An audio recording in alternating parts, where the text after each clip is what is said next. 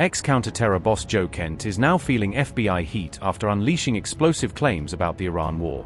Kent is under federal investigation over allegations he leaked sensitive intelligence from inside Trump's national security machine. Whistleblower or traitor? Joe Kent now finds himself at the center of a raging FBI leak probe. Ex-counterterrorism chief Joe Kent is now under FBI investigation over allegations he leaked classified information while in office, according to multiple reports. Sources say the Bureau actually began scrutinizing Kent even before his high-profile resignation.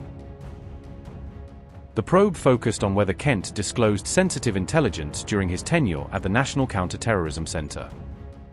Officials have declined to publicly comment on the probe, and Kent himself has so far not responded to requests for clarification, keeping the details of the case murky.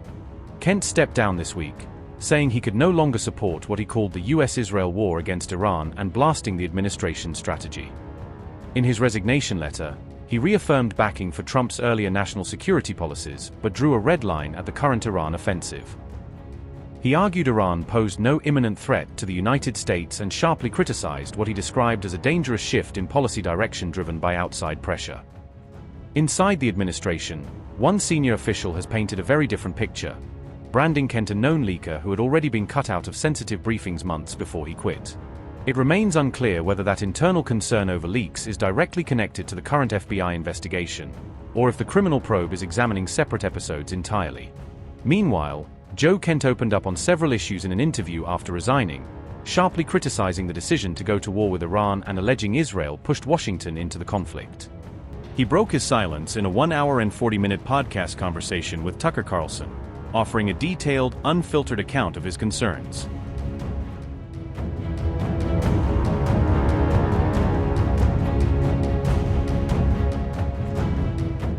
Kent claimed there was no intelligence indicating that Iran was preparing any kind of major sneak attack on the United States. Joe Kent said, and I quote, "There was no intelligence that said, hey, on whatever day it was, March 1st, the Iranians are going to launch this big sneak attack. They're going to do some kind of a 9/11, Pearl Harbor, etc. They're going to attack one of our bases. There was none of that intelligence."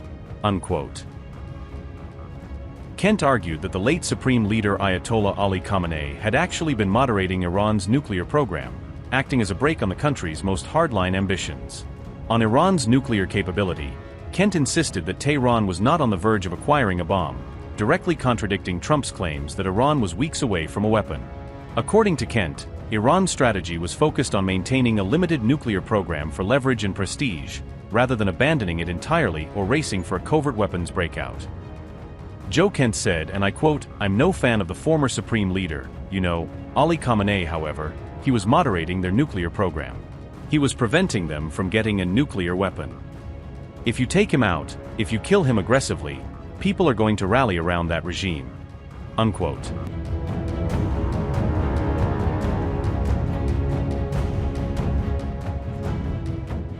Joe Kent has now emerged as the highest-ranking Trump administration official to resign in protest over the Iran conflict.